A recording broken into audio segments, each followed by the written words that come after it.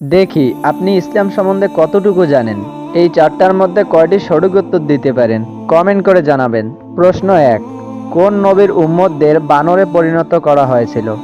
এ মুসা আলাইহিস সালাম, বি দাউদ আলাইহিস সালাম, সি ঈসা আলাইহিস সালাম।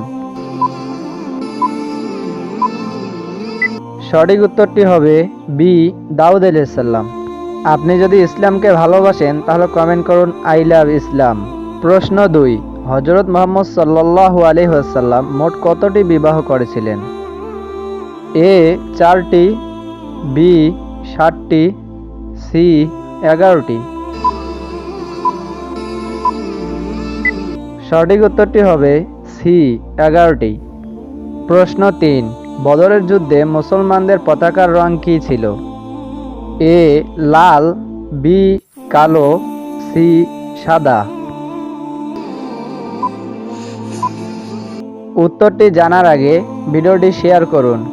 একটি ভালো কথা শেয়ার করাও সাদাকা। সঠিক উত্তরটি হবে বি কালো।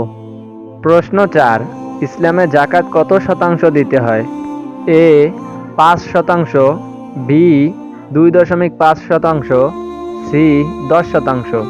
আপনি কয়টি প্রশ্নের উত্তর দিতে পেরেছেন তা অবশ্যই কমেন্টে জানান।